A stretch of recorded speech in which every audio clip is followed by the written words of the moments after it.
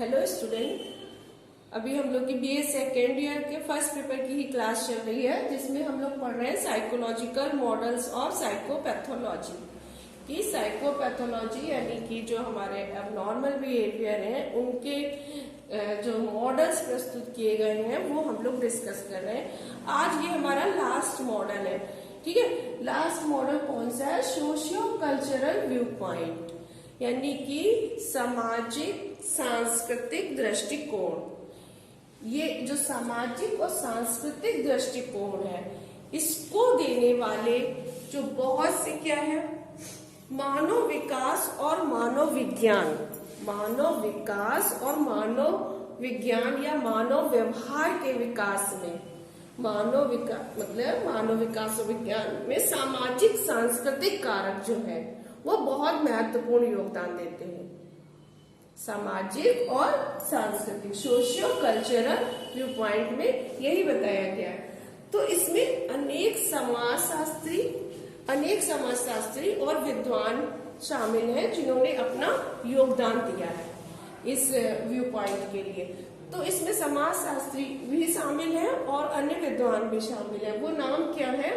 Ruth Benedict एक और Ralph Linton, इसके अलावा अब्राम कार्डिनर और मार्गरेट मीड, ये सारे विद्वान और समाजशास्त्री हैं। इनमें से फ्रेंच बोस ईटीसी, ये सारे विद्वान और समाजशास्त्री इस दिशा में इन्होंने कार्य किया और अपना योगदान दिया है, अपना सामाजिक और सांस्कृतिक व्यू पॉइंट दिए हैं।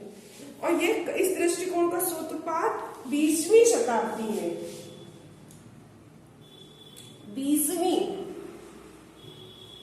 20वीं शताब्दी में हुआ। सूत्रपात इसका 20वीं शताब्दी में हुआ।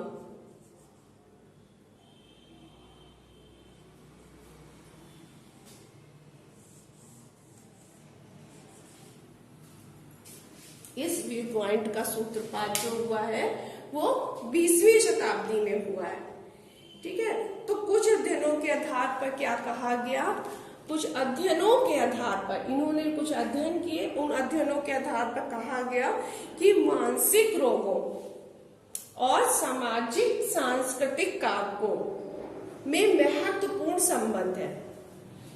इसमें जब इन्होंने अध्ययन किए, उन अध्ययनों के आधार पर बताया मानसिक रोग और सामाजिक सांस्कृतिक कारक जो है वो बहुत ज्यादा प्रभावित करते हैं, उसमें घनिष्ठ संबंध माना, यानी कि मानसिक रोगों का कारण सामाजिक सांस्कृतिक कारकों को माना गया। अब क्या है कि अध्ययनों में यह भी देखा गया जो ये सामाजिक प्रतिबल होता है, जो स्ट्रेस होता है, सामाजिक प्रतिबल जो होता है यह मानसिक रोगों के लिए बहुत बड़ा कारण बनता है।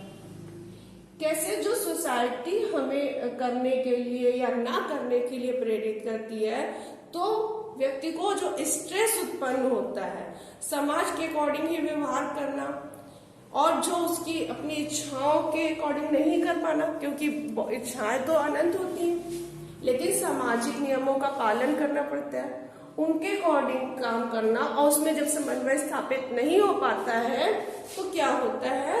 असमानता उत्पन्न होती है, स्ट्रेस उत्पन्न होता है, जिससे मेंटल डिसऑर्डर उत्पन्न होते हैं। तो क्या है, इन अध्ययनों के में क्या है, असमान व्यवहार के अध्ययन नए आयाम से जोड़ दिया। जब ये स्टडीज हुई तो असमान व्यवहार को एक नए आयाम से जोड़ा गया, वो था सामाजिक और सांस्कृतिक दृष्टिकोण। तो इसमें क्या सीजोफ्रेनिया के क्या ऐसा पाया गया, सीजोफ्रेनिया जैसे रोग है वह निम्न स्तर के रोगियों में, निम्न स्तर वालों में ज्यादा होता है।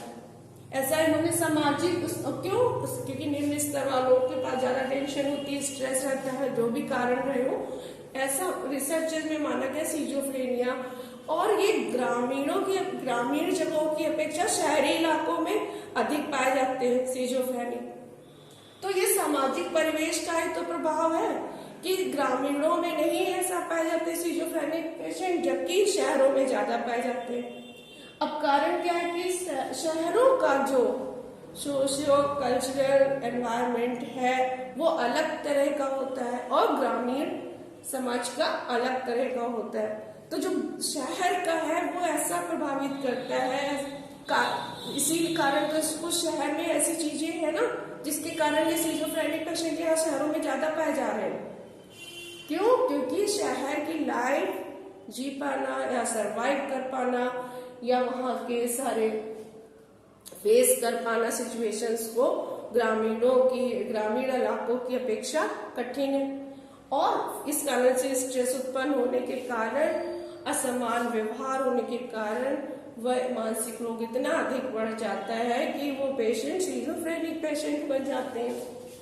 तो ये सोशियो कल्चरल व्यू पॉइंट में ही ये बात रखी गई कि ग्रामीण की अपेक्षा शहरों में ऐसे पेशेंट अधिक पाए जाते हैं। और निम्न स्तर सामाजिक आर्थिक स्तर वाले बड़े शहरों के ही होते हैं। बड़े शहरों में जो निम्न सामाजिक स्तर वाले लोग होते हैं, उच्च सामाजिक स्तर वाले लोगों की बात नहीं, बड़े ग्रामीणों की अपेक्षा शहर में, और शहर में कौन? जो निम्न सामाजिक आर्थिक स्तर के लोग हैं। तो ये रिसर्च, ये सोशियो कल्चरल व्यू पॉइंट के अंतर्गत ही समाजशास्त्रियों विद्वानों ने ऐसी की है, तब ऐसा ये पाया गया। और क्या पाया? इस दृष्टिकोण से मानसिक रोगों का कारण सामाजिक, पारिवारिक, सामूहिक तथा अन्य सांस्कृतिक कारक है। अतः मानसिक रोगों के उपचार और रोकथाम के लिए भी क्या इस तरह से क्या मानसिक रोगों के उपचार और रोकथाम के लिए सामाजिक और जो ये सांस्कृतिक पर्यावरण है, जो माहौल है, उससे संबंधित कारकों का मूल्यांकन किया जाता है और अध्ययन किया जाता है। उसमें सुधार देखा जाता है कि वो जो मानसिक रोगी है वह किस तरह के सामाजिक वातावरण से आया है, किस तरह के कल्चर से आया है, उसका मूल्यांकन और अध्ययन किया जाता है और आवश्यकता पड़ने पर उसे उसका स्थान परिवर्तन भी किया जाता है।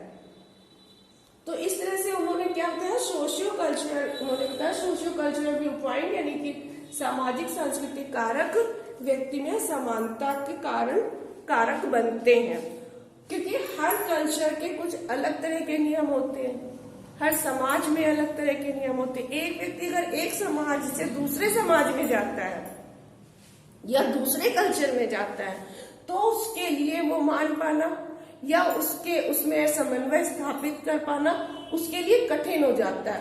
परिस्थितियां उसके प्रतिकूल हो जाती हैं, अनुकूल होने की अपेक्षा प्रतिकूल हो जाती हैं, जिनका सामना वो नहीं कर पाता और सामना न कर पाने के कारण उसमें स्ट्रेस उत्पन्न होता है।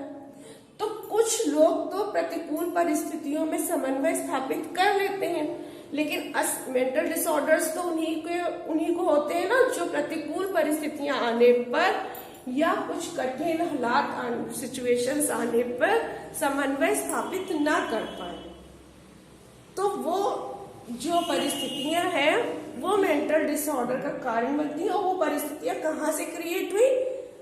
समाज से और संस्कृति से, क्योंकि वही व्यक्ति जब पहले जिस समाज में था तो वह नॉर्मल व्यक्ति था, नॉर्मल तरह से लाइफ सरवाइव कर रहा था, जबकि उसका कल्चर और समाज जब चेंज हुआ तो उसको वहां पे फेस करना, वहां पे सरवाइव करना कठिन हो गया, जिसके कारण उसके अंदर असमान व्यवहार। इस तरह से बताया गया है कि सोशल कल्चर बहुत अधिक महत्वपूर्ण योगदान प्ले करते हैं किसी भी व्यक्ति के मानसिक संतुलन को बनाए रखने में।